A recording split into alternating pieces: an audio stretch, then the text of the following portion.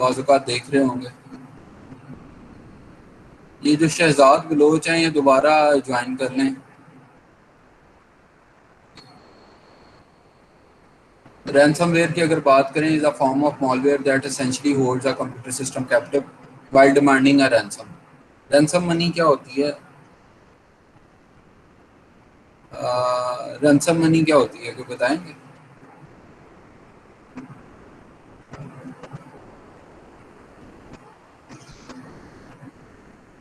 हाँ, तावान, बिल्कुल सही बात है। जब आप किसी को अगवा कर लें तो उसके अगेंस्ट आप अगर मनी को क्लेम करें तो वो आपकी रैंसम मनी कहलाती है, उस जिसको हम उर्दू में तावान कहते हैं। तो आपके कंप्यूटर को क्या होता है कि बाज़ औक़ात ये रैंसमवेयर के थ्रू अगर आप किसी ऐसी जगह पे क्लिक कर दें तो आपका कंप्यूटर जो है वो हैक हो चुका होता है, और उसके बाद हैकर जो है वो डिमांड करता है आपके पास सर्टन रुपीज़ की, और उन रुपीज़ के जब आप पे करेंगे तो तब आपको कंट्रोल मिलेगा आपके कंप्यूटर का, अदरवाइज आपको कंट्रोल नहीं मिलेगा। ठीक है जी। The malware restricts user access to the computer either by encrypting files on the hard drive or locking down the system and displaying messages that are intended to force the user to pay the malware creator to remove the restriction or regain the access to their computer. आगे spreading है जी malware की। कैसे कैसे spread होता है? Social networking के through spread होता है। ठीक है जी। पायरेटेड सॉफ्टवेयर के थ्रू स्प्रेड होता है।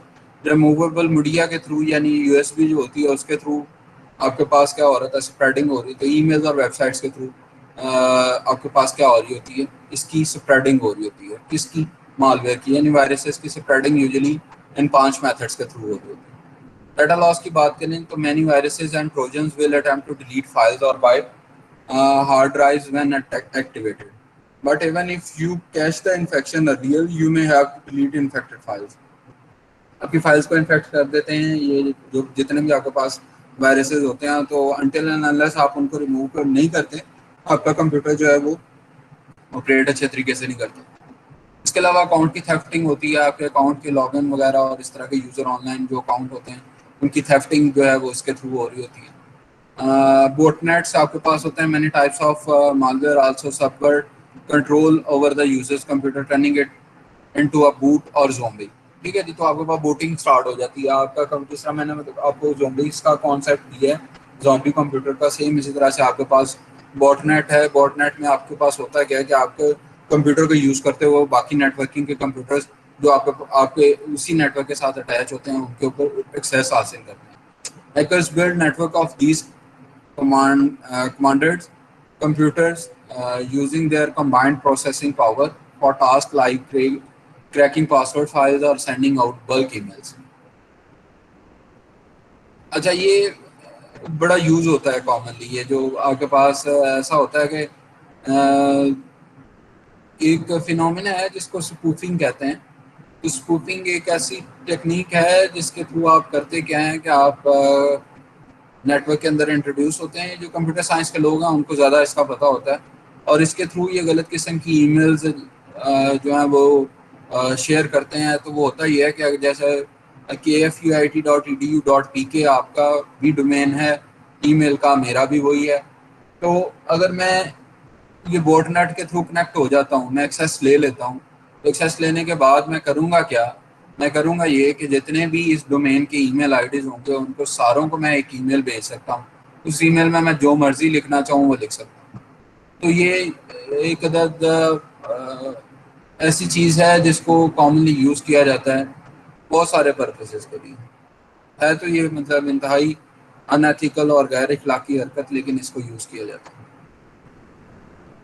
फाइनेंशियल लॉसेस मैंने आपको बताया था कि फाइनेंशियल लॉसेस में आपके पास, अगर आपके पास ऑनलाइन बैंकिंग आप इस तरह का अकाउंट कोई शेयर कर देते हैं तो आपका बैंकिंग का जो अकाउंट होता है वो कंप्रोमाइज़ हो जाता है। क्रेडिट कार्ड अगर आप खसूसी तौर पे शेयर करते हैं तो क्रेडिट कार्ड के ऊपर अगर आप पिन भी आप साथ, आपने देखा होगा आपके जो डेबिट कार्ड होते हैं उनके पीछे CVVs होते हैं, 3 डिजिट होते हैं, और वो डिजिट आपकी बाज़ कंपनी जब आप ट्रांजैक्शन कर रहे होते हैं तो CVVs मांगते हैं। तो वो आपके पास क्या होता है कि जैसे ही आप CVVs को देते हैं तो कुछ ऐसी वेबसाइट्स होती हैं जो उसको कैप्चर कर लेती हैं, और फिर अगर आपका CVV भी नोन है और आपके पास पासवर्ड और उसका जो क्रेडिट कार्ड का नंबर है वो भी नोन है उनको, तो आपके अकाउंट को यूज करते हुए वो बहुत सारी परचेजेस को कर सकते हैं। तो ये फाइनेंशियल लॉसेज होते हैं। How can you protect your computer? Install protection software. Different तरह के प्रोटेक्शन सॉफ्टवेयर होते हैं, लेकिन अब तो ये है कि विंडोज़ ने अपनी सिक्योरिटी वॉल को बहुत ज़्यादा अपग्रेड किया हुआ है, और बहुत कम चांसेस होते हैं कि उसको आप जो है बाईपास कर सकें। सही है जी। लेकिन पहले ये होता था कि पहले विंडोज़ जब आप इंस्टॉल करते थे, 98 विंडोज़ इंस्टॉल करते थे, 2000 प्रोफेशनल इंस्टॉल करते थे, या कुछ इस तरह के विंडोज़ इंस्टॉल करते थे, तो आप करते क्या थे कि साथ में कोई ना कोई ऐसा सॉफ्टवेयर, प्रोटेक्शन का सॉफ्टवेयर भी इंस्टॉल करते थे, ताकि आपका एक्सपोजर कम से कम। अब विंडोज़ ने अपनी फायरवॉल, जिसको हम कहते हैं या सिक्योरिटी वॉल कहते हैं, उसको इतना स्ट्रॉन्ग किया हुआ है कि वो बहुत सारी प्रोटेक्शन है। एक, अगर आपके पास ब्रीच होती है, कंप्रोमाइज़ होती है सिक्योरिटी की, एक ब्रीचिंग होती है, तो अगली आपके पास रिस्ट्रिक्ट कर रही होती है, वो भी कंप्रोमाइज़ होती है। इस तरह की बहुत सारी प्रोटेक्शन होती हैं, 7 to 10 to 13 प्रोटेक्शन आपकी वेरी करती हैं विंडोज़ के वर्जन के लिहाज से। Practice cautions when working with files from unknown or questionable sources, तो इसका आपको क्या रखना पड़ता है? Do not open email if you do not recognize the sender। ठीक है जी। डाउनलोड फाइल्स ओनली, मतलब ये नहीं है कि आप मिलियंस ऑफ डॉलर एक ही रात में कमा लेंगे, ऐसा नहीं होता। कोई भी ऐसा नहीं कमा सकता।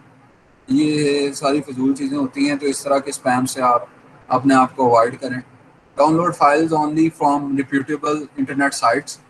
जो रिप्यूटेबल इंटरनेट साइट्स हैं उन्हीं से डाउनलोड करें। बाज़ औक़ात आपने कोई सॉफ्टवेयर डाउनलोड करना हो तो सी नेट और इस तरह के डिफरेंट फ्री सॉफ्टवेयर की वेबसाइट्स हैं जो आपके पास अथेंटिक हैं। इसके अलावा बहुत सारी अनअथेंटिक लिंक्स भी आपके पास आ रहे होते हैं, तो उनको आप इंस्टॉल ना करें। जैसे ही आप उनको इंस्टॉल करेंगे तो उसके साथ क्या होगा, एक वायरस होगा, जो वायरस आपके कंप्यूटर के अंदर प्रोट्यूट करना शुरू कर देगा। Install firewall.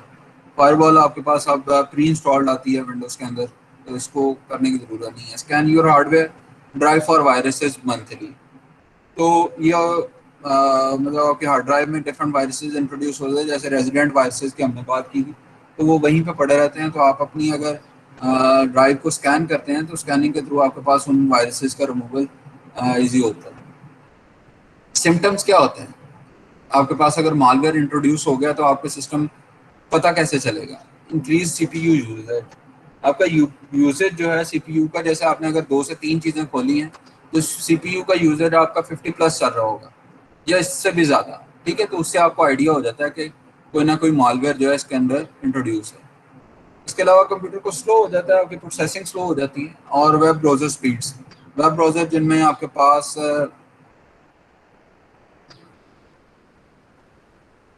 मैं तो किसी को भी नहीं रोक रहा, सारों को ज्वाइन करवा रहा हूँ। आधा घंटा लेट है सारे, लेकिन चलें, ये चूँकि मेकअप क्लास थी तो इसमें तो कोई मसला नहीं है। इस लेक्चर के बाद कुछ हम बातें करेंगे जो ज़रूरी हैं, तो वो आप लोगों ने सुननी है। और उसके बाद जो है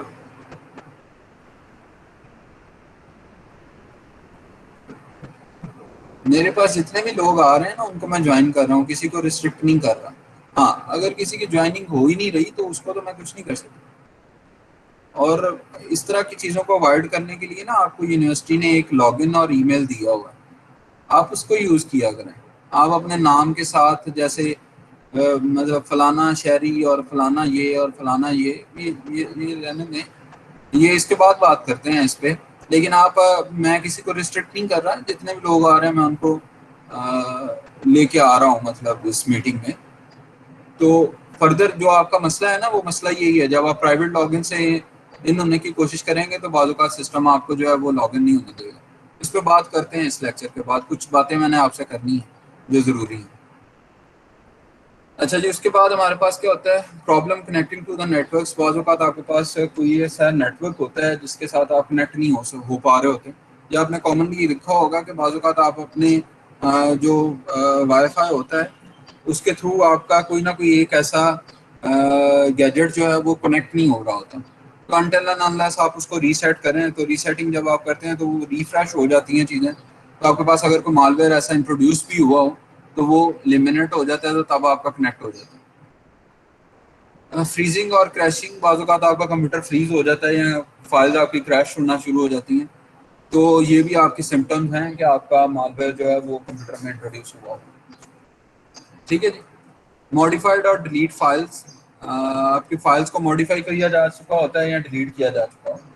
तो ये भी एक फिनोमेना है जिसकी वजह से आपके पास आपको आइडिया हो जाता है कि आपके पास जो है वो मॉलवेयर इंट्रोड्यूस हो चुके हैं।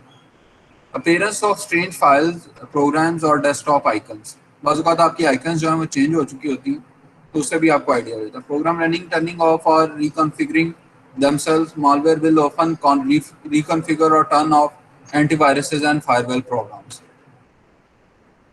इसके अलावा स्ट्रेंज कंप्यूटर बिहेवियर चेंज हो जाता है उसका। Email messages being Saint automatically and without user knowledge, these seems to be a lot of network activity when you are not using the network. The available memory on your computer is lower than it should be. ठीक है जी। Programme और files appear or disappear without your knowledge. File names are changed. Anti malware program की अगर बात करें तो anti malware program is use to prevent, detect and remove computer viruses, worms, Trojans और इस तरह की जितनी भी टाइप्स है मालवेयर की, वो आपके पास इसको रिमूव करने के लिए यूज होता है। Examples of anti malware programs की अगर बात करें तो एंटीवायरस के प्रोग्राम्स होते हैं, एंटी स्पाईवेयर के प्रोग्राम होते हैं, एंटी स्पैम के होते हैं और फायरवॉल आपके पास होते हैं। ये चारों टाइप्स हैं किसकी, anti malware program. Antiviruses program की अगर बात करें तो protective software design to defend the computer against malicious software.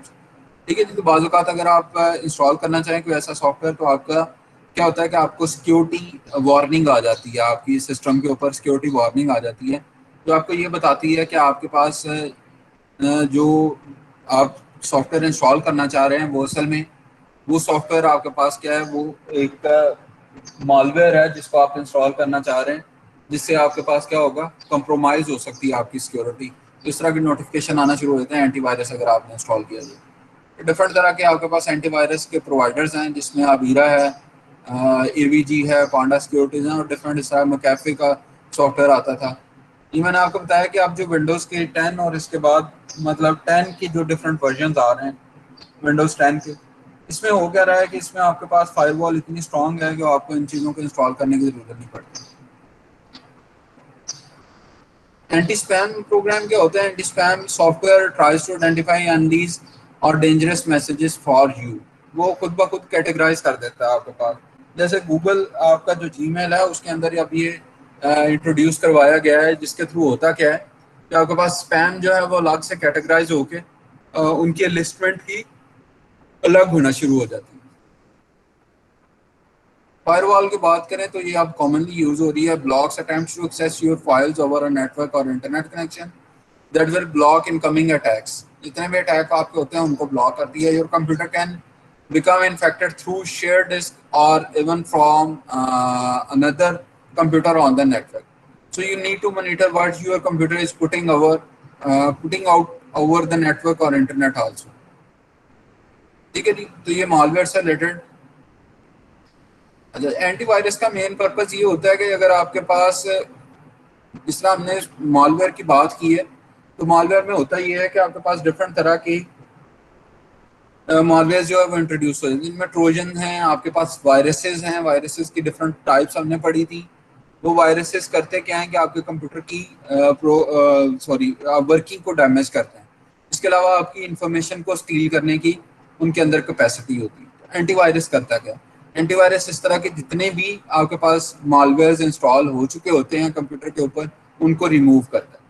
ठीक है, उनको आइडेंटिफाई करता है और रिमूव करता है। ये इसमें बाकायदा तौर पे ये लिखा भी हुआ है, protective software design to defend your computer against malicious software.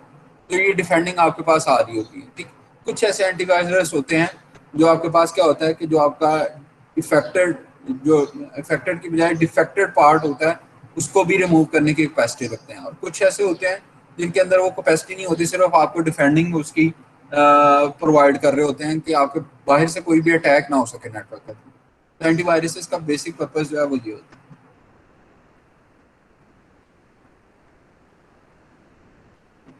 इसके अलावा किसी का और कोई क्वेश्चन है इससे रिलेटेड तो पूछना।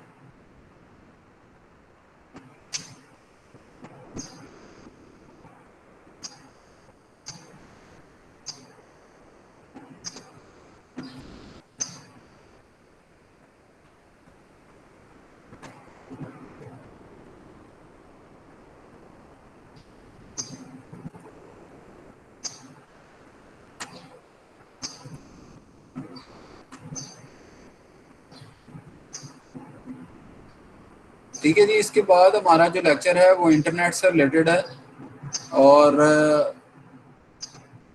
उसके लिए मैं स्क्रीन शेयर करता हूँ। ये लास्ट लेक्चर होगा मिड से पहले का, मगर पढ़ेंगे अगले वीक में भी हम और उससे अगले वीक में भी, क्योंकि एक्सपेक्टेड जो है वो डेट अभी मतलब अनाउंस नहीं हुई पेपर्स की। तो अगर 2 वीक्स आपके नहीं होंगे तो पढ़ेंगे हम उनमें भी, लेकिन उनमें जो पढ़ा जाएगा वो फाइनल में इनकॉर्पोरेटेड होगा, और मिड टर्म तक आपके पास ये जो लेक्चर नंबर 9 है द इंटरनेट वाला जो लेक्चर है, यहाँ तक आपके पास क्या होगा, मिड टर्म का इंक्लूडेड सिलेबस होगा, लेक्चर नंबर 1 से लेके लेक्चर नंबर 9 तक। ठीक है जी। इंटरनेट में हम किन किन चीज़ को कवर करेंगे, इंटरनेट होता क्या है, टाइप्स ऑफ नेटवर्किंग क्या होती है, व्हाट मेक्स इंटरनेट वर्क्स, किस तरह से इंटरनेट आपका वर्क कर रहा होता है, इंटरनेट के इक्विपमेंट क्या होते हैं और इनकी एप्लीकेशंस क्या होती हैं। तो ये 5 चीज़ें, जो बेसिक 5 चीज़ें हैं, इनको हम इस लेक्चर में देखेंगे। इसके रिलेटेड आपको पहले काफ़ी आइडिया होगा, कुछ चीज़ों को रिवाइज किया जाएगा और कुछ नई चीज़ें इंट्रोड्यूस होंगी। A global networking connection million that is basically connecting a millions of computer uh, over the over the earth. आपके पास जितने भी ये ग्लोबल नेटवर्किंग है वो उनको कनेक्ट कर रहा होता है, बेसिकली इंटरनेट के थ्रू आप कनेक्ट कर रहे होते हैं। More than 100 countries are linked into exchange of data, news and opinions. Internet के थ्रू आपके पास ये है कि ग्लोबल विलेज जिसको हम कहते हैं, यदि जैसा विलेज, ग्लोबल विलेज का मतलब ये होता है कि आपके पास जिस तरह से विलेज में कोई भी इंफॉर्मेशन जो है वो बहुत जल्दी से शेयर होती है। कोई अगर आपके पास कोई भी ऐसा इंसिडेंट होता है तो वो ये होता है कि विलेज गांव में हर बंदे को बड़ी जल्दी पहुंच जाता है। तो लोग, internet is basically creating global village. Global village से मुराद ये है कि आपके पास एक्सेस है इंटरनेट के थ्रू, कि आप पाकिस्तान में बैठे हुए distant locations, even you are accessing America, you are accessing Canada, और इस तरह की डिफरेंट जो रिमोट आपके पास लोकेशन है उनको भी आप एक्सेस कर रहे होते हैं। ठीक है जी। तो ये इंटरनेट ही है जिसके थ्रू ये पॉसिबल हो चुका है। तो इन्फॉर्मेशन आपके पास, अगर आप न्यूयॉर्क टाइम्स को पढ़ना चाह रहे हैं तो न्यूयॉर्क टाइम्स की आप जो न्यूज़पेपर है उसको आप एक्सेस कर सकते हैं। इसी तरह से आप डिफरेंट कंट्रीज की जो भी इंफॉर्मेशन अवेलेबल है इंटरनेट के ऊपर उनको आप एक्सेस कर लेते हैं। ठीक है जी। More than 100 countries are linked into exchange of data, news and opinions. The internet links are computer networks all over the world so that users can share resources and communicate with each other. Types of computer network की अगर बात करें तो लैन इसमें सबसे पहले type है, जिसको आप लोकल एरिया नेटवर्क कहते हैं। ठीक है जी। लोकल एरिया नेटवर्क का मुराद ये होता है कि जैसे हमारे पास लैन के थ्रू, लैन की वायर्स आपने देखी होंगी, वो आप करते क्या है कि लैन की वायर कंप्यूटर के अंदर आपके पास आरजे कनेक्टर होता है, आरजे कनेक्टर के थ्रू आप क्या कर रहे होते हैं कि लैन की वायर्स के थ्रू कनेक्ट हो रहे होते हैं। तो लोकल एरिया नेटवर्क या लैन उसको आप कहते हैं। ठीक है जी। A LAN connects network devices over a relatively short distance. तो ये शॉर्ट डिस्टेंस के लिए यूजुअली यूज होता है। A networked office building, school or home usually contains a single LAN. Through sometimes one building will contain a few small LANs, perhaps one per room, and occasionally a LAN will span a group of nearby buildings. तो आप जैसे अगर आप internet sharing कर रहे होते हैं तो आप एक लैन की वायर को दूसरे घर में भी दे रहे होते हैं और इसमें शेयरिंग हो रही है। तो यानी एक बिल्डिंग से दूसरी बिल्डिंग में भी आप इसकी शेयरिंग कर सकते हैं, लेकिन ये बहुत स्मॉल डिस्टेंस के लिए होती है। वाइड डिस्टेंस के लिए आप इसको यूज नहीं कर सकते लैन को। ठीक है। इसके बाद मैन होता है जिसको आप मेट्रोपॉलिटन एरिया नेटवर्क कहते हैं। मेट्रोपॉलिटन एरिया नेटवर्क बेसिकली क्या होता है, लार्ज कंप्यूटर नेटवर्क होता है जो आपके सिटी लेवल तक, अगर आप ये बात करें कि जैसे अगर आप रहीम खान की बात करें तो रहीम खान की जो आपके पास नेटवर्किंग हुई होगी वो आपके पास किसके थ्रू हुई होगी, आपका मैन के थ्रू हुई होगी, मेट्रोपॉलिटन एरिया नेटवर्क होगा। तो सिटी लेवल की अगर आप बात करें तो उसमें आपके पास मैन जो है वो यूजुअली यूज हो रहा था, लैन इससे कम एरिया के लिए यूज हो रहा था। MAN often acts as a high speed network to allow sharing of regional resources. ठीक है जी, जैसे आपके पास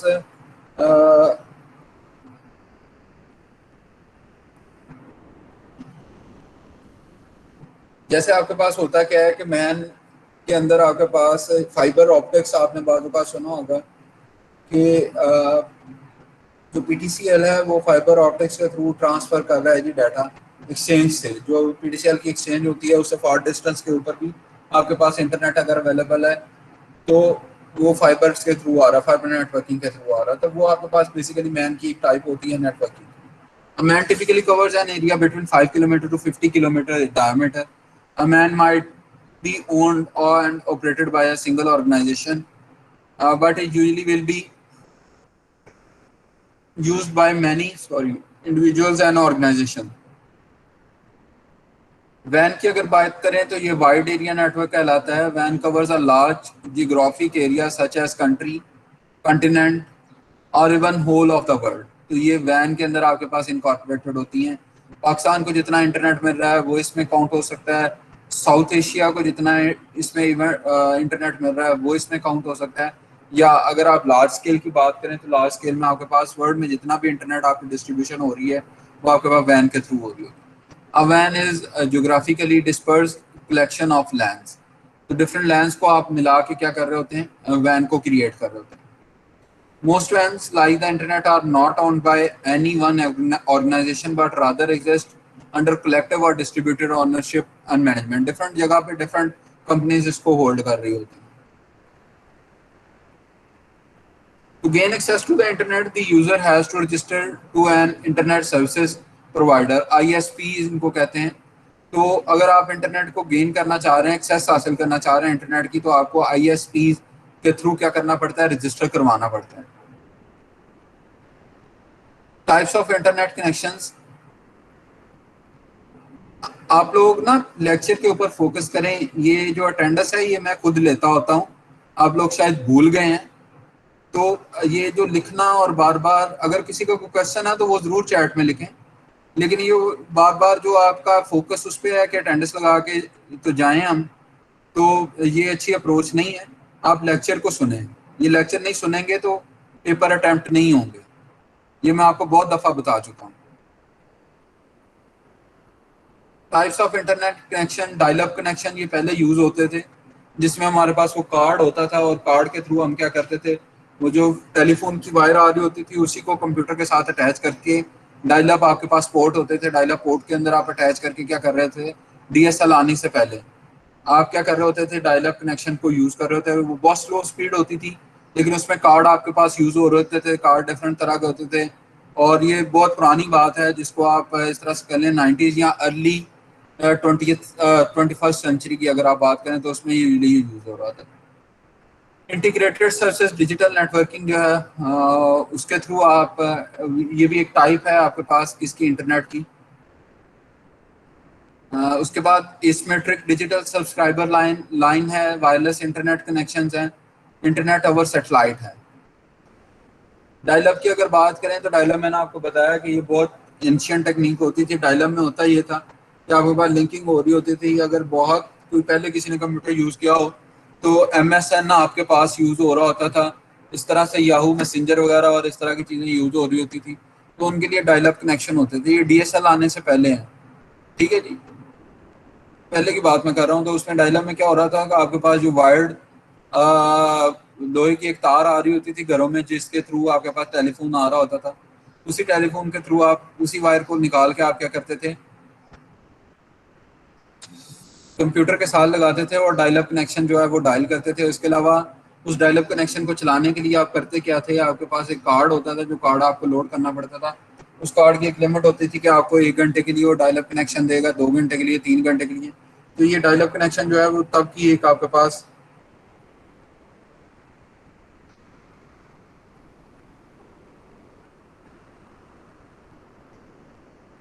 तो ये आपके पास क्या होता था, डायल अप कनेक्शन के थ्रू आप कनेक्ट हो जाते थे और ये बहुत स्लो होता था, slower that other type of connections connect through existing phone lines using dial up modems. ये मैंने आपको बताया जी। इसके अंदर ये चिपसेट होता था, must dial up to connect to internet and disconnect when done. Can not use internet and phone line at the same time. आप एक ही टाइम के ऊपर फोन लाइन या इंटरनेट को यूज नहीं करते थे, आपने वो वायर निकालनी होती थी और निकाल के कंप्यूटर को लगानी होती थी, फिर आपके पास इसका यूज कर रहे होते थे आप। ये इस तरह का मॉडेम होते थे पहले। इन मॉडेम के थ्रू ये फ़ोन की जो लाइन्स आ रही होती थी इनको आप यहाँ पे कनेक्ट करते थे और यहाँ से एक वायर लेके कंप्यूटर के साथ कनेक्ट करते थे। आगे आपके ISPs होते थे और ISPs आपको इंटरनेट के थ्रू एक्सेस दिलवा रहे होते थे। ये इसकी स्कीमेटिक डायग्राम डायलॉग की। DSL जो है डिजिटल सब्सक्राइबर लाइन है। उसके बाद DSL आया आपके पास। इसमें हुआ क्या कि ये broadband faster than the dial-up connection है। आपने बाज़ औक़ात देखा होगा ब्रॉडबैंड लिखा होता है आपके पास, जो PDCL के बिल आते हैं उसके ऊपर होता है क्या कि वो आपके पास DSL की टाइप होती है। तो ये ब्रॉडबैंड होता है, इसका बैंडेज ज़्यादा होती है, बैंडविड्थ ज़्यादा होती है, आप इस तरह से कह लें। Faster than the dial-up connection connects through phone lines but does not require phone services. ये लाजमी नहीं है कि आपके पास फोन सर्विसेज भी इंस्टॉल हो, आप उसके बगैर भी इसको इंस्टॉल करवा सकते हैं DSL कनेक्शन। ठीक है जी। और अगर आपके पास फ़ोन भी इंस्टॉल्ड है तो आप फ़ोन को सेपरेटली यूज़ कर सकते हैं और DSL आपका सेपरेटली भी यूज़ हो सकता होगा। डायल-अप में ऐसा नहीं होता था। Always on internet and phone can be used in the same at the same time. इधर नहीं बैठ, दूसरी साइड पे। Unavailable in many location. ठीक है जी। तो DSL आपके पास अनअवेलेबिलिटी है उसकी। DSL की जो स्कीमेटिक डायग्राम है वो कुछ आपके पास इस तरह से होती है।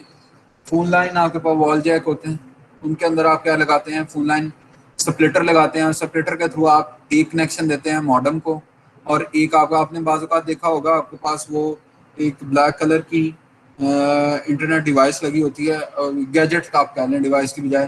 तो गैजेट आपके पास क्या होता है, स्प्लिटिंग कर रहा होता है किस किस चीज़ की, स्प्लिटिंग आपके पास कर रहा होता है। एक फ़ोन को कनेक्शन जा रहा होता है और आपका, और एक आपके पास मॉडेम को जा रहा होता है और उस मॉडेम के थ्रू आप क्या कर रहे होते हैं, कनेक्ट कर रहे होते हैं। तो दोनों चीज़ें आपके पास पैरेलल यूज़ हो रही होती हैं DSL के केस में। ये DSL की स्कीमेटिक डायग्राम। केबल की अगर बात करें तो broadband faster than the dial up and DSL। आपके पास केबल इंटरनेट आपने देखा होगा यूजुअली बहुत सारी जगह जैसे नयाटेल और इस तरह के डिफरेंट प्रोवाइडर्स हैं इंटरनेट के, वो आपके पास क्या कर रहे होते हैं, केबल इंटरनेट के थ्रू आपके पास इंटरनेट प्रोवाइड कर रहे होते हैं।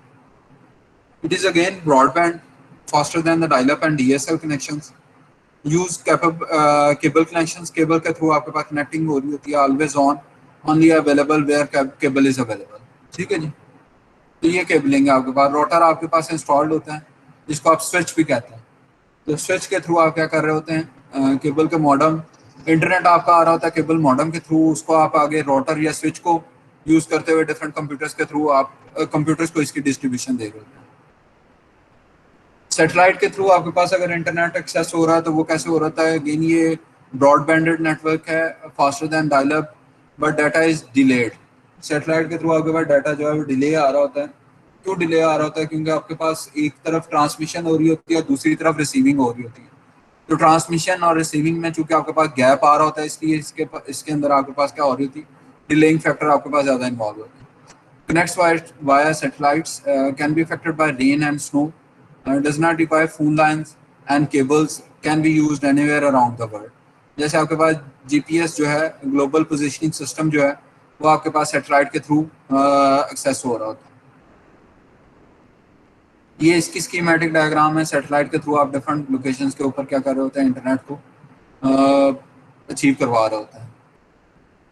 Even if you are in sea, तो वहाँ पे भी आपके पास सक्सेस हो रहा है। जैसे आपने, अगर आप ऑफशोर ड्रिलिंग का अगर आपको पता हो, जो समंदर के अंदर ड्रिलिंग की जाती है इस चीज़ के लिए, ऑयल को निकालने के लिए, एक बहुत बड़ा क्लेम रिसेंट गवर्नमेंट का जो था कि जी हमें बहुत बड़े रिसोर्सेज मिल गए हैं, जिसके बाद वो रिसोर्सेज गायब हो गए और किसी को कुछ नहीं मिला।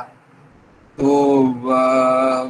इसके अंदर भी आपके पास कम्युनिकेशन जो है वो इंटरनेट के थ्रू हो रही होती है और वो कौन सा इंटरनेट यूज़ हो रहा होता है ट्रांसमिशन के लिए, सैटेलाइट इंटरनेट यूज़ हो रहा है।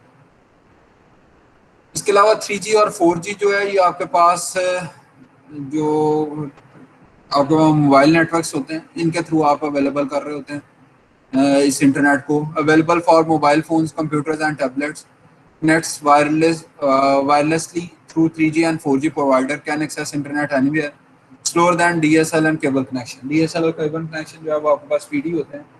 3G और 4G आपके पास जो है वो उतना स्पीडी नहीं होता जितना आपके पास DSL और केबल कनेक्शन होता है. 3G और 4G आपके पास एंटीनास जो होते हैं उनके थ्रू आपके पास कनेक्ट हो रहा सॉरी डिस्पर्शन हो रही होती है, और जो मोबाइल के सिग्नल आपके पास आ रहे होते हैं उसी के ऊपर इसको लोड किया जाता है इंटरनेट को. तो आप मोबाइल के सिग्नल के थ्रू ही इसको एक्सेस कर रहे होते हैं. Below are some things to consider as you research for ISPs. ISPs क्या है? इंटरनेट सर्विस प्रोवाइडर्स हैं. तो जब आपने ISPs को चूज करना हो, इंटरनेट सर्विस प्रोवाइडर्स को यूज करना हो, तो उसमें आपके पास क्या होता है कि आपने कुछ कंसिडरेशंस करनी होती हैं. उन कंसिडरेशन को यहाँ पे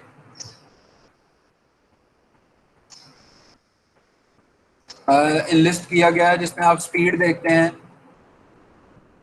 कि किस ISP कौन सा ISP आपको स्पीड ज़्यादा प्रोवाइड कर रहा है. फिर प्राइस को काउंट किया जाता है, ईजी ऑफ इंस्टॉलेशन को कंसिडर किया जाता है, उनके प्रीवियस सर्विस रिकॉर्ड को कंसिडर किया जाता है. जैसे PTCL का सर्विस रिकॉर्ड काफ़ी बुरा हुआ करता था, तो अब मुझे आइडिया नहीं है कि उनका सर्विस रिकॉर्ड कैसा. फिर टेक्निकल सपोर्ट, PTCL से अगर आप टेक्निकल सपोर्ट लेना चाह रहे होते थे तो वैसे आपको दिखलाया जाता था कि जैसे आपने पे करके वो सर्विस नहीं लेनी, बल्कि आप को वो एज अ वो दे रहे हैं कि जी उनका एहसान है कि वो आपके इंटरनेट को ठीक करने आ रहे हैं. तो इस तरह की चीज़ें जो है वो आपके आहिस्ता आहिस्ता क्या कर रही होती हैं, आपके ISP जो इंटरनेट सर्विस प्रोवाइडर होता है उसको डिटोरिएट कर रहे होता है.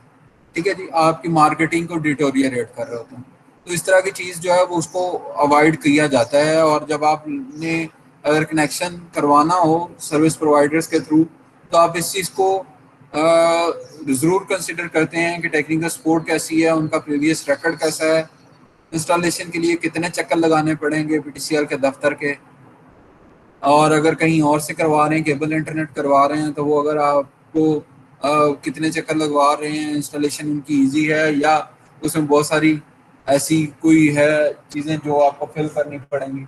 ठीक है जी, तो ये चीज़ें काउंट की जाती हैं ISPs को चूज करते हो. कॉन्ट्रैक्ट टर्म्स, ये जब आप कंट्री वाइज कर रहे होते हैं तो उसमें कॉन्ट्रैक्ट टर्म्स भी यूज हो रही होती हैं, लेकिन अगर आप पर्सनल यूजेज के लिए कर रहे हैं तो यूज नहीं हो रही. How internet works? Because the internet is a global network of computer, each computer connect to the internet must have a unique address. वो एड्रेस क्या होता है, उसको आप IP एड्रेस कहते हैं. ठीक है जी, IP एड्रेस के थ्रू आप क्या कर रहे होते हैं, कनेक्ट कर रहे होते हैं. हर कंप्यूटर का एक अपना IP एड्रेस होता है. उस एड्रेस के थ्रू वो क्या कर रहा होता है, कनेक्ट हो रहा होता है किसके साथ, इंटरनेट के साथ कनेक्ट हो रहा होता है. जैसे अगर आपका कंप्यूटर है, उसका IP एड्रेस जो है इंटरनेट प्रोटोकॉल एड्रेस इसको कहते हैं, तो आपके पास IP एड्रेस आपके पास 1.2.3.4 है, तो ये आपके कंप्यूटर का IP एड्रेस है. जब भी आप कनेक्ट होंगे इंटरनेट के थ्रू तो आपका ये एड्रेस जो है वो इंटरनेट को जाएगा. अगर किसी और कंप्यूटर की बात करें तो उसका IP एड्रेस चेंज होगा, वो 5 6 7 8 हो सकता है. तो जब भी वो कंप्यूटर कनेक्ट होगा इंटरनेट के थ्रू तो उसका वो एड्रेस जो है वो इंटरनेट के पास जाएगा, और उसके अकॉर्डिंग ही उसको स्पीड मिलेगी या एक्सेसिबिलिटी मिलेगी. इस तरह की जितनी भी चीज़ें होंगी वो उसके थ्रू ही मिलेगी, एड्रेस के थ्रू. इंटरनेट रिक्वायरमेंट, अगर आपने इंटरनेट को यूज़ करना हो तो उसमें कौन कौन सी चीज़ें चाहिए होती हैं. Computer with modern router network card, ये रिक्वायर्ड होता है. इंटरनेट अकाउंट विद ISPs के थ्रू आपके पास इंटरनेट अकाउंट होता है. Application software like web browser, Firefox, Chrome वगैरह आपके पास इंस्टॉल्ड हो. ईमेल क्लाइंट और माइक्रोसॉफ्ट आउटलुक जो है, ये आप जब जॉब में जाएंगे तो आपको पता चल जाएगा आउटलुक होता क्या है, या फर्दर जो आपको कंप्यूटर एप्लीकेशन पढ़ाई जाएंगे उनमें थोड़ा बता दिया जाएगा. आउटलुक में आप करते क्या है कि कॉन्फ़िगर कर लेते हैं ईमेल एड्रेस को, और वो आपके पास कंप्यूटर के ऊपर एक्सेस हो जाता है. उसके बाद आपके पास उसकी फॉर्मेटिंग होती है और easy to user, other than each time you have to connect for your Gmail और whatever the domain you are using for your email addresses. आपके पास उसको बार बार लॉगिन करने की जरूरत नहीं पड़ती, बल्कि आप MS आउटलुक को खोलें तो आपके पास जो है वो मैं बता देता हूँ राउटर का फंक्शन आपको दोबारा.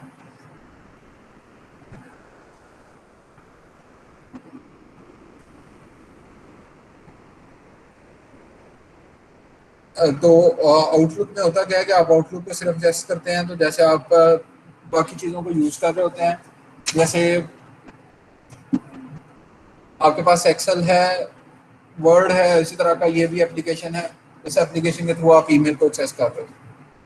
Plug in software like Adobe reader, flash player वगैरह, फ्लैश प्लेयर को अब ख़त्म किया जा रहा है, पहले फ्लैश प्लेयर्स आपको इंस्टॉल करना पड़ता है। बाकी ऑप्शनल होते हैं स्पीकर, प्रिंटर और वेबकैम। राउटर का काम क्या होता है, राउटर आपकी डिस्ट्रीब्यूशन दे रहा होता है। जो इंटरनेट आप ले रहे होते हैं आईएसपी के through, internet supplier, internet services provider के थ्रू, सॉरी, उसको आप डिस्ट्रीब्यूट कर रहे होते हैं एक सर्टन एरिया में।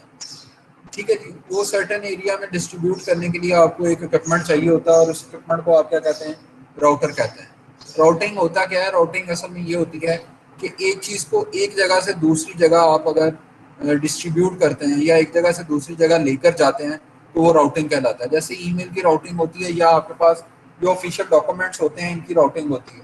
बाद औक़ात अगर आपने कोई ड्राइंग बनी देखी हो, तो ड्राइंग के नीचे जो ऑफिशियल ड्राइंग्स होती हैं, हाथ से बनी हुई ड्राइंग, तो ड्राइंग के नीचे लिखा होता है कि ड्रॉन बाय फलाना, रिव्यूड बाय फलाना, उसके बाद अप्रूव्ड बाय फलाना, और एक्सेप्टेड बाय फलाना। उसके अलग अलग ये क्या होता है, ये राउटिंग चैनल होता है। तो राउटिंग चैनल में क्या होता है कि एक जगह से दूसरी जगह वो जब मूव करता है आपका डॉक्यूमेंट, तो वो आपके पास क्या हो रहा होता है, राउटिंग कहला रहा होता है। सेम इस तरह से राउटर का कॉन्सेप्ट आप समझिए कि आपके पास आईएसपी के थ्रू जो इंटरनेट आ रहा होता है, उसको अगर आपने डिफरेंट इक्विपमेंट्स के ऊपर, डिफरेंट गैजेट्स के ऊपर अगर आपने यूज करना है उसको, तो वो आप किस तरह से यूज करेंगे, उसको आप राउटर के थ्रू यूज कर रहे हो।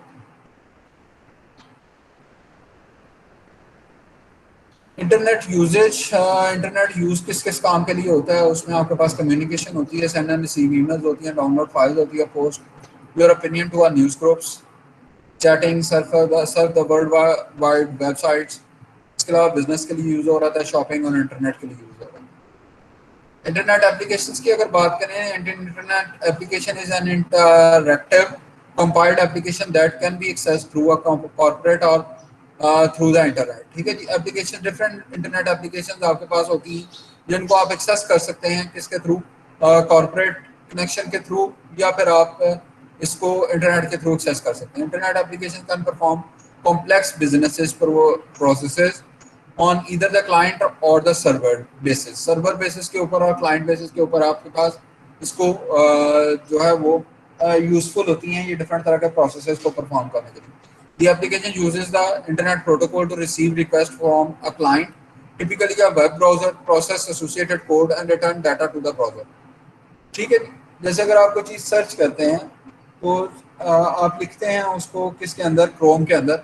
आप जो भी वर्ड सर्च करना चाहें उसको आप क्रोम के अंदर लिखते हैं, उसके साथ एसोसिएटेड एक प्रोग्राम होता है। वो प्रोग्राम आपके पास क्या रहता है, अगर आप गूगल के थ्रू सर्च कर रहे हैं तो गूगल के पास जाता है, और गूगल के थ्रू आपके पास वो डाटा रिट्रीव होकर आ जाता है। इंटरनेट एप्लीकेशंस की अगर बात करें, तो वर्ल्ड वाइड वेब, जिसको डब्ल्यू डब्ल्यू डब्ल्यू डब्ल्यू आप कहते हैं, डब्ल्यू कहते हैं, वो होता है इलेक्ट्रॉनिक ईमेल, ईमेल जिसको आप कहते हैं, इलेक्ट्रॉनिक मेल होती है ये ईमेल जिसके through. FTP file transfer protocols होते हैं। सर्च इंजन के थ्रू आप सर्चिंग जो कर रहे होते हैं, जैसे आपके पास याहू अलग से सर्च इंजन है, गूगल आपके पास अलग से सर्च इंजन है, इसके अलावा बिंग आपके पास अलग से सर्च इंजन है। तो ये डिफरेंट आपके पास सर्च इंजन होते हैं जिनके पास डाटा स्टोर्ड होता है। जैसे ही आप कोई वर्ड को सर्च करते हैं, तो उस डाटा को रिट्रीव किया जाता है इनके थ्रू। इसके अलावा चैटिंग है, वीडियो कॉन्फ्रेंसिंग है, और ई सर्विसेज हैं। ये सारी की सारी इंटरनेट एप्लीकेशन है। ये www जो है, world wide web is a system of interlinked hypertext document accessed via the internet. ठीक है, ये वर्ल्ड वाइड वेब की अगर आप बात करें, तो इस तरह का जंक्शन है इनका, जिनको आप हाइपर टेक्स्ट फाइल्स होती हैं। एक टेक्स्ट फाइल्स होती हैं, एक हाइपर टेक्स्ट फाइल्स होती हैं। हाइपर टेक्स्ट फाइल्स समझ है जो कोडिंग के थ्रू आपके पास टेक्स्ट फाइल्स होती हैं। तो जब आप www की कोई भी वेबसाइट अगर आप सर्च करना चाहें, तो वो आपको पूरे वर्ल्ड में उसकी एक्सेस दे रहे होते हैं। www.youtube.com अगर आप सर्च करना चाहें, तो YouTube का एक जनरल लिंक आपको प्रोवाइड कर देगा। अब YouTube में ये ब्यूटी है कि वो लोकेशन बेस्ड हो गई है।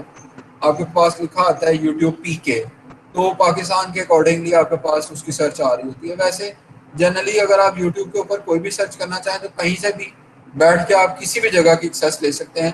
तो ये ब्यूटी होती है वर्ल्ड वाइड वेब की। ठीक है जी। Web A web browser, one can view web pages that may contain text, images, videos, and other multimedia and navigate between them via hyperlinks. ठीक है। It uses a protocol called HTTP, जिसको आप कहते हैं Hypertext Transfer Protocol। HTTP के through आपके पास transfer होता है डाटा। जो आप लिखते हैं वो HTTP के थ्रू ट्रांसफर होता है। जो रिट्रीव होकर डाटा आता है वो भी HTTP के थ्रू ही ट्रांसफर होकर आता है। HTTP defines how messages are formatted and transmitted। ये एक फॉर्मेटिंग का मेथड है जिसके थ्रू आपके पास क्या होता है कि जो मतलब अगर मैं ये लिखना चाहूँ बुक, तो मैं गूगल के ऊपर कोई भी एक बुक ले, जैसे मैं अगर नॉर्टन की बुक को लिखना चाहूँ तो, या डिटेल की बुक में लिखना चाहूँ तो डिटेल में जब जी रोल नंबर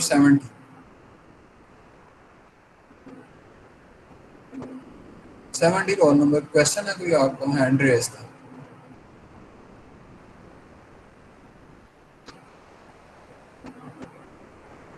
हैंड रेस था आपका जी 70 रोल।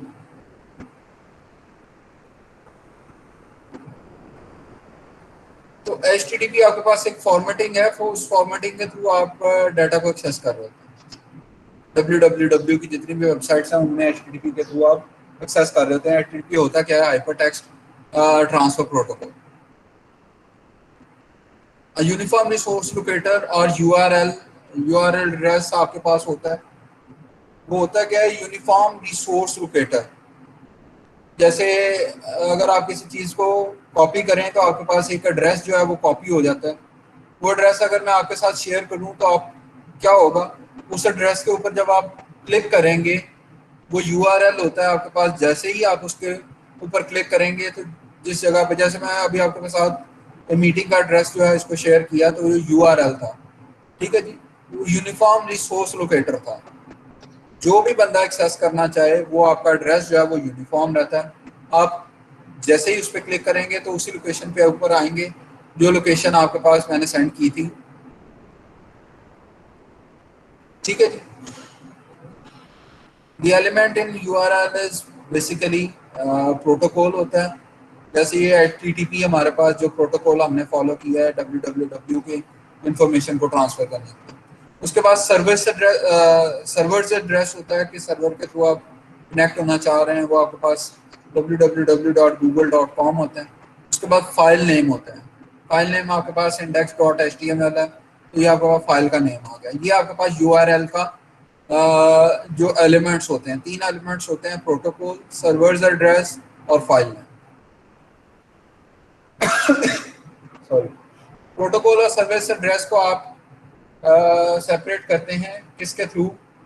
कॉलन के थ्रू और बैक स्लैशेस, 2 बैक स्लैशेस के थ्रू। और सर्वर एड्रेस और फाइल नेम को आप एक बैक स्लैश के थ्रू क्या कर रहे होते हैं? सेपरेट कर रहे होते हैं।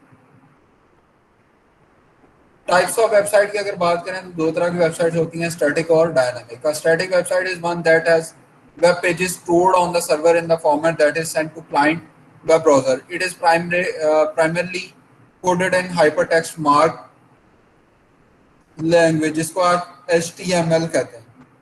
स्टैटिक वेबसाइट्स आपकी वो होती हैं जैसे ही आप उसके ऊपर मतलब कोई वेबसाइट आप एक्सेस करें तो वेबसाइट का डाटा चेंज नहीं हो रहा होता।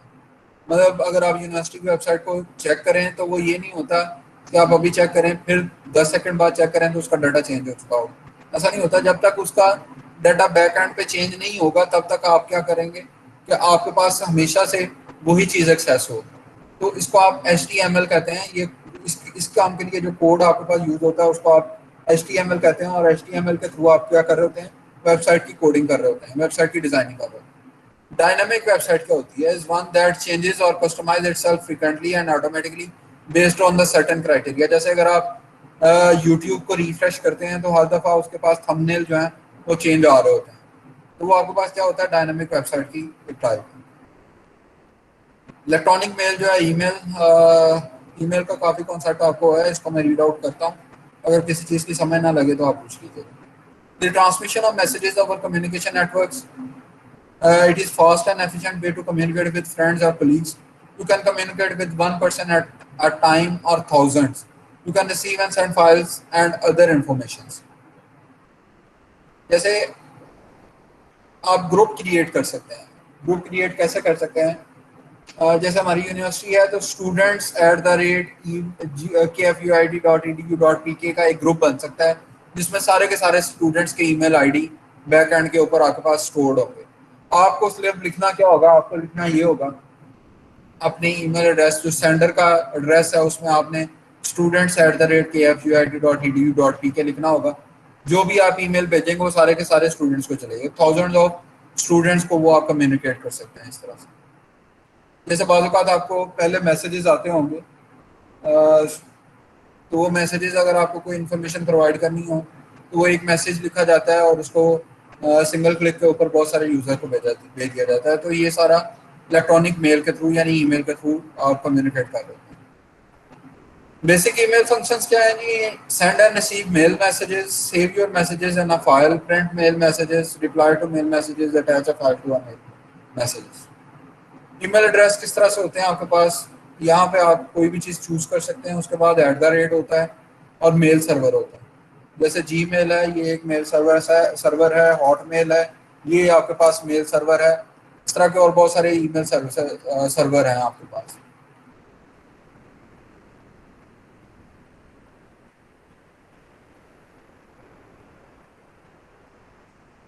ईमेल क्लाइंट की अगर बात करें तो an email client is a computer program used to manage a user email.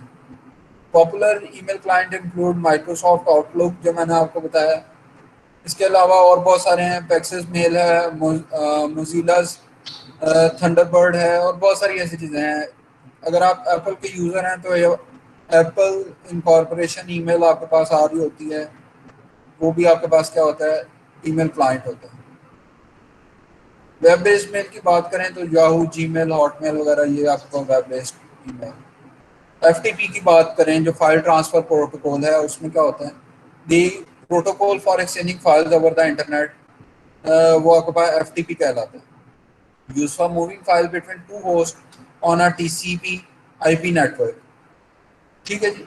FTP is most commonly used to download a file from a server using the internet और to upload a file to a server. Email और Gmail में कोई फर्क नहीं है। Email basically electronic mail है और Gmail आपके पास वेब बेस्ड मेल है। जैसे हमारे पास ये आउटलुक जो है ये आपके सिस्टम के ऊपर इंस्टॉल होते हैं। अगर आपने कभी ऑफिस इंस्टॉल किया हो तो ऑफिस के जो एप्लीकेशन आ रही होती हैं उसमें आपके पास एक्सेल आ रहा होता है, वर्ड आ रहा होता है, आउटलुक आ रहा होता है, एमएस प्रोजेक्ट आ रहा होता है और इस तरह की डिफरेंट और एप्लीकेशन आपके पास आ रही होती हैं, ऑप्शनल एप्लीकेशंस। तो ये आपके पास ईमेल क्लाइंट्स जो हैं ये आपके पास क्या होते हैं? ये सिस्टम के ऊपर इंस्टॉल्ड होते हैं, आपके कंप्यूटर के ऊपर इंस्टॉल होते हैं। ये वेब बेस्ड मेल है। ये जो जीमेल है, याहू है या हॉटमेल है, ये आपके पास वेब मेल प्रोवाइडर्स है, ये भी ईमेल की टाइप है।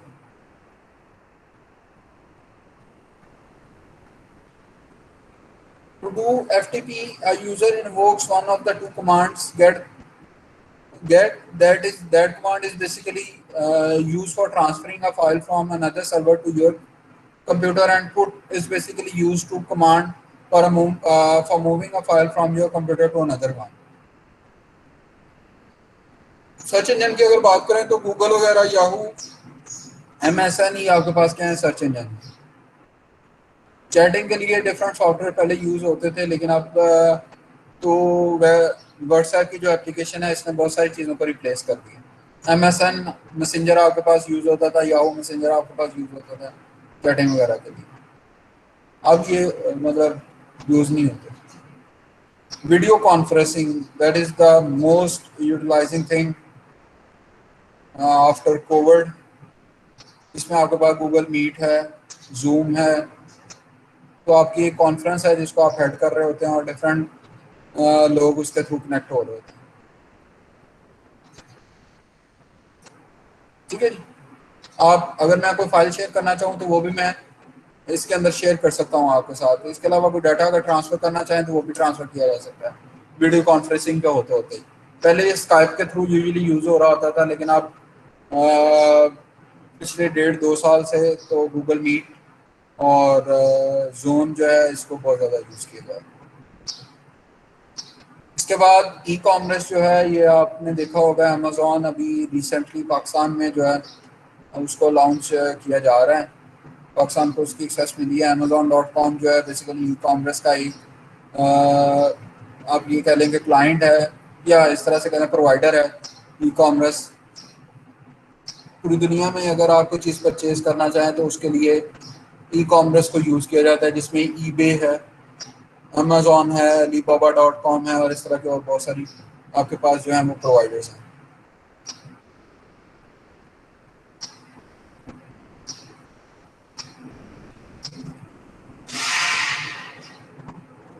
Some common application related to electronic commerce are following: domestic and international payment systems आपको डिज़ाइन करने पड़ते हैं।